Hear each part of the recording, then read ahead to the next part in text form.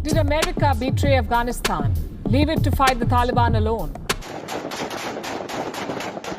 Seconds later, more than a dozen members of the elite special forces have been executed. The reign of terror, the Taliban is already beginning to unleash. A group of soldiers from the Afghan elite special forces being shot. What is the type of role that India would like to play in Afghanistan? The role of a development partner, providing infrastructure development in the country. Now they're telling Afghanistan's neighbors to act responsibly to ensure stability. Pakistan's nexus with the Taliban. Pakistan is the custodian of Taliban. Islamabad should stop supporting the Taliban. India has to watch this very, very closely, but the threat is right on our doorstep.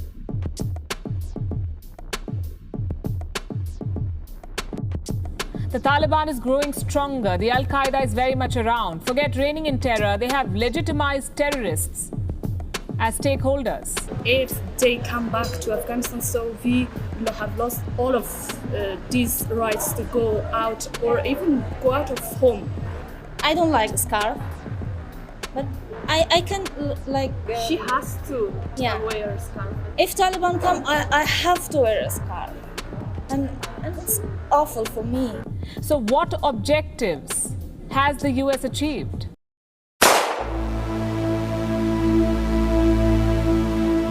क्या हो रहा है अफगानिस्तान में, ये जानने से पहले ये समझते हैं कि कब से और क्यों हो रहा है। 11 सितंबर 2001 19 आतंकवादियों ने 4 एरोप्लेन्स को हाईजैक करके यूएस के 3 इंपॉर्टेंट जगहों पे अटैक किया था, जिसमें से चौथा प्लेन पेंसिल्वेनिया के एक खेत में गिर गया था। उस पूरे टेररिस्ट अटैक में लगभग 3000 लोगों की जान गई थी। यह अमेरिका की धरती पे सबसे बड़ा हमला था, जिसके बाद उस समय के US president George W Bush ने एक military campaign with the name of war on terror का ऐलान किया था। जॉर्ज डब्ल्यू बुश ने अपने एक स्पीच में कुछ इस तरह का स्टेटमेंट दिया था कि Every nation in every region now has a decision to make. Either you are with us or with the terrorists. जिसका सीधा मतलब ये था कि या तो आप अमेरिका के साथ हैं या अमेरिका के विरोध में हैं। ये यूएस की पॉलिसी काफ़ी एग्रेसिव थी, जिसके फायदे थे तो नुकसान भी। इसे कभी मैं किसी और रिलेटेड वीडियो में डिस्कस करूंगा। दरअसल जो पेंसिल्वेनिया के खेत में चौथा प्लेन गिर गया था, उसका प्राइम टारगेट व्हाइट हाउस था। हालांकि बाकी 3 प्लेन्स में से 2 प्लेन्स ने वर्ल्ड ट्रेड सेंटर पर अटैक किया था और 1 प्लेन्स ने पेंटागन पे। ये सारी घटनाएं 11 सितंबर 2001 को ही होती है। यूएस प्रेसिडेंट ने कांग्रेस यानी वहां के पार्लियामेंट में 20 सितंबर 2001 को कहा था कि आतंकवाद के खिलाफ हमारी लड़ाई अलकायदा से शुरू होती है, लेकिन यह यहीं खत्म नहीं होती है। यह तब तक खत्म नहीं होगा जब तक वैश्विक पहुंच के हर आतंकवादी समूह को ढूंढा, रोका और पराजित नहीं किया जाता है। इस तरह के स्टेटमेंट्स के बाद लोगों को लगने लगा था कि ये कोई छोटा मिलिट्री ऑपरेशन नहीं होने वाला है।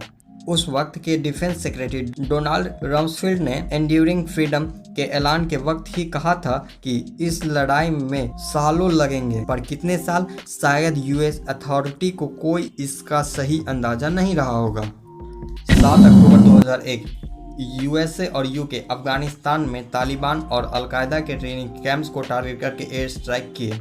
उसके बाद ग्राउंड वॉर शुरू होती है, जिसमें स्पेशल फोर्सेस कांधार पर अटैक करती है।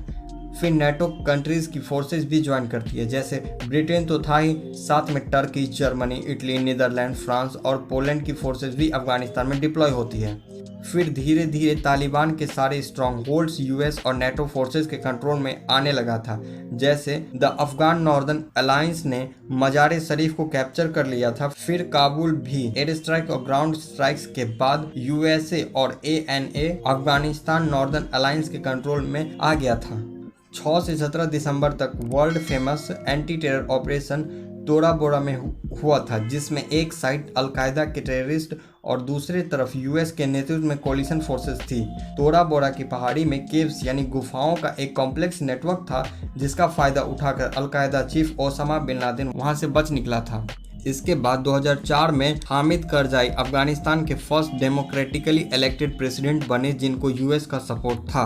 अच्छा, इसी दौरान साल 2003 में यूएस और कोलिशन फोर्सेस इराक को इन्वेड कर देती हैं, क्योंकि कंट्रीज को ये इंटेलिजेंस इनपुट मिला था कि वहाँ का डिक्टेटर सद्दाम हुसैन मास डिस्ट्रक्टिव वेपन्स डेवलप करवा रहा है।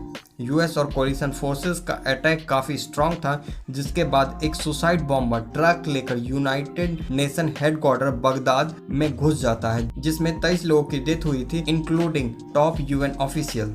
इसके बाद 13 दिसंबर 2003 को यूएस सोल्जर सद्दाम हुसैन को जिंदा पकड़ लेती है और दुनिया भर के आम लोगों को लगने लगा था कि अब चीजें नॉर्मलाइज होगी, सिचुएशन कुछ ठीक होंगे। पर उसके बाद वेस्टर्न कंट्रीज पे कई pre plan well coordinated terrorist attacks हो जाते हैं, जो काफी डिस्टर्बिंग लेकिन प्रोवोकिंग था। जैसे 11 मार्च 2004 को एक कोऑर्डिनेटेड बॉम्बिंग मैड्रिड के 4 ट्रेन्स में होती है, जिसमें 191 लोगों की जान जाती है और 2000 से ज्यादा लोग घायल हुए थे। ये attack Spain based Islamic militants group ने किए थे, जो अलकायदा से इंस्पायर्ड था। ठीक ऐसा ही अटैक 7 जुलाई 2005 को लंदन में हुआ था। लंदन के अंडरग्राउंड और डबल डेकर बस में बॉम्ब से अटैक हुआ था, जिसमें 52 लोगों की जान गई थी और 700 से ज़्यादा लोग घायल हुए थे। 2012 में रिकवर्ड किए गए डॉक्यूमेंट से पता चलता है कि इस अटैक को एक ब्रिटिश सिटीजन ने प्लान किया था, जो अलकायदा के लिए काम करता था। इधर इराक में 30 दिसंबर 2006 को सद्दाम हुसैन को बगदाद में टांग दिया जाता है, वॉर क्राइम और ह्यूमैनिटी के खिलाफ क्राइम करने के अपराध में। अच्छा, इस दौरान भी यूएस और कोलिशन फोर्सेस अफगानिस्तान में होती है और अपने एंटी टेरर ऑपरेशन रन कर रही होती है। वहीं साल 2010 में प्रेसिडेंट बराक ओबामा इराक में चल रहे यूएस के कॉम्बैट ऑपरेशन के खत्म होने का ऐलान करते हैं। 2011 में US special forces, to be more specific US navy SEAL commandos, एक ऑपरेशन पाकिस्तान में करती है और पाकिस्तान के एबटाबाद में Al Qaeda chief Osama bin Laden को मार गिराती है। ओबामा जून 2011 में यूएस फोर्सेस के अफगानिस्तान से विड्रॉल का अनाउंसमेंट करते हैं और बताते हैं कि 2014 तक सारे पावर्स अफगान फोर्सेस को हैंडओवर कर दिया जाएगा। फिर दिसंबर 2014 में ओबामा अपने टेन्योर के खत्म होने से पहले अफगानिस्तान वॉर के अंत होने की घोषणा कर देते हैं, लेकिन ये भी कहते हैं कि लगभग 11,000 यूएस फोर्सेस अफगानिस्तान में ही रहेंगे। अगर इन सारे टाइमलाइंस को एक ब्रॉडर वे में देखें तो एक पैटर्न दिखेगा कि दरअसल ओबामा एडमिनिस्ट्रेशन जैसे कुछ जल्दी में हो अफगानिस्तान से बाहर आने को। दरअसल हमें ये समझना चाहिए कि जब चीज़ें बड़ी होती है तो उससे संबंधित विवाद भी बड़े होते हैं। ठीक ऐसा ही अमेरिका की इंटरनल पॉलिटिक्स में अफगानिस्तान वॉर उस समय एक बड़ा फैक्टर बन गया था। जब भी कोई प्रेसिडेंशियल इलेक्शन होता था तो अफगानिस्तान वॉर एक बड़ा मुद्दा होता था। इसका सबसे बड़ा रीजन वॉर का कॉस्ट या इन्वेस्टमेंट था जो यूएस को पे करना पड़ता था। अब सवाल ये है कितना बड़ा कॉस्ट यूएस पे करता था। ये समझने के लिए पहले आप इस बार ग्राफ को देखिए, इसके साथ चीजों को समझने में कुछ आसानी होगी। इसमें आप देख सकते हैं कि यूएस फोर्सेस का नंबर साल 2010 से 2012 के दौरान 1 लाख और उससे ज्यादा भी पहुंच गया था। यूएस गवर्नमेंट के ऑफिशियल फिगर के मुताबिक इस दौरान गवर्नमेंट का अफगानिस्तान वॉर में हर साल $100 बिलियन US खर्च हो रहा था। पेंटागन के एक सीनियर ऑफिशियल ने यूएस कांग्रेस को बताया था कि साल 2018 के एनुअल एक्सपेंडिचर $45 बिलियन US था, जबकि द डिपार्टमेंट ऑफ डिफेंस के मुताबिक अक्टूबर 2001 से सितंबर 2019 तक यूएसए का अफगानिस्तान में मिलिट्री पर होने वाला खर्चा $778 बिलियन US था और ये बड़ा रकम होता है। यही नहीं, यूएस गवर्नमेंट के अलग अलग डिपार्टमेंट ने रिकंस्ट्रक्शन और डेवलपमेंट प्रोजेक्ट्स में $44 बिलियन US इन्वेस्ट किया है। सिर्फ 2001 से 2019 तक की यूएस गवर्नमेंट के इस ऑफिशियल डेटा को ऐड करें तो ये नंबर $822 बिलियन US पहुंच जाता है। और इसमें उन पैसों का नंबर ऐड नहीं है जो पाकिस्तान को दिए गए या किसी और कंट्री का मिलिट्री बेस अफगानिस्तान वॉर में यूज किया गया, उन खर्चों को भी इनमें नहीं जोड़ा गया है। ब्राउन यूनिवर्सिटी के 2019 के एक स्टडी के मुताबिक 2019 तक और 2020 के लिए जो पैसा एलोकेट किया गया था, उस पैसे को देखा जाए तो यूएस ने अफगानिस्तान में 978 बिलियन खर्च किए हैं। 2002 से अब तक 143 बिलियन US से भी ज्यादा रिकंस्ट्रक्शन प्रोजेक्ट में इन्वेस्ट कर चुका है। जिस तरह ये इकोनॉमिक एक्सपेंडिचर बढ़ा है, उसी तरह ह्यूमन कॉस्ट भी बढ़ा है। लगभग 2300 से ज्यादा यूएस सोल्जर शहीद हुए हैं अफगानिस्तान में और लगभग 21,000 सोल्जर्स इंजर्ड हुए थे। अब अमेरिका का अफगानिस्तान से बाहर निकलने का ये भी काफी बड़ा रीजन है। यूएस के लोग भी अब उब गए थे इस वॉर से। कब तक वे अपने नौजवान सैनिकों को इस तरह आग में झोंकते रहते। किसी दूर देश में स्टेबिलिटी और डेमोक्रेसी लाने का कॉस्ट अमेरिका को काफी महंगा पड़ रहा था। कब तक उनके सोल्जर्स के जगह उनके कॉफिन से ही अमेरिका वापस आते। इस तरह के सेंटिमेंट्स अमेरिका के इंटरनल पॉलिटिक्स में काफी इम्पैक्ट डाल रहा था। सिर्फ एक यही फैक्टर नहीं है यूएस का अफगानिस्तान से बाहर आने का, लेकिन according to my personal opinion ये बहुत सारे फैक्टर्स में एक फैक्टर्स जरूर है। अब सवाल ये है कि जब यूएसए के सोल्जर्स अफगानिस्तान से बाहर निकल रहे हैं तो इसका इम्पैक्ट क्या होगा, इसको हम छोटे छोटे पॉइंट्स में डिस्कस करेंगे। इस डेट तक तालिबान का अफगानिस्तान के 1/3 डिस्ट्रिक्ट्स या डिस्ट्रिक्ट सेंटर पे कंट्रोल हो गया है। कुछ रिपोर्ट्स कहते हैं कि तालिबान का अफगानिस्तान में 85% कंट्रोल हो चुका है। यूएस फोर्सेस के अफगानिस्तान से बाहर निकलने के बाद जो भी पॉपुलेशन वहां रहेगी वो well known Taliban system of governance के अंदर रहेगी, जो कि वहां की पॉपुलेशन के लिए काफी पेनफुल होगा।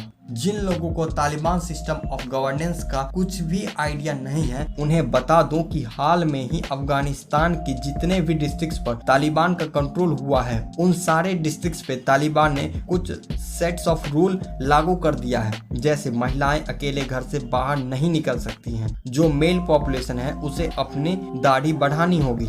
कैप्चर किए गए एरिया में एक पैरेलल गवर्नमेंट और तालिबानी सिस्टम ऑफ जुडिशियरी भी चला रहा है, जहां पर लोगों को सजा बिना सबूत के ही दे दिया जाता है। एक चीज जो हमें समझना चाहिए कि तालिबान वुमेन पॉपुलेशन को कोई फ्रीडम नहीं देता है। अगर कोई वुमेन प्रोफेशनल अफगानिस्तान में है तो उसके जान को वहां पे खतरा है।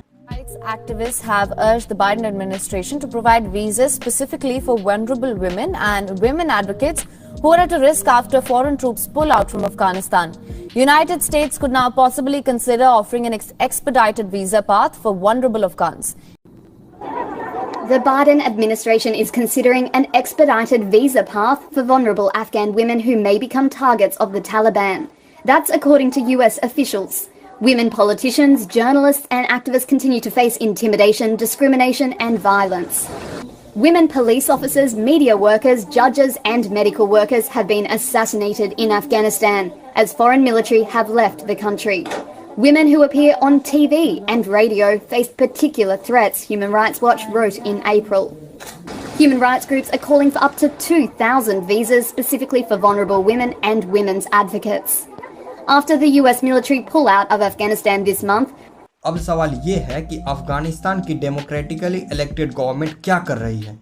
इसका जवाब सिंपल तो नहीं है, पर इतना कह सकते हैं कि ये कोलैप्स होने का इंतजार कर रही है, क्योंकि तालिबान जिस स्पीड से एरियाज को कैप्चर कर रहा है, गवर्नमेंट का सर्वाइवल बहुत मुश्किल होगा। अगले 6 महीने भी अगर गवर्नमेंट प्रॉपर फंक्शनल सिचुएशन में हो तो ये बड़ी बात होगी।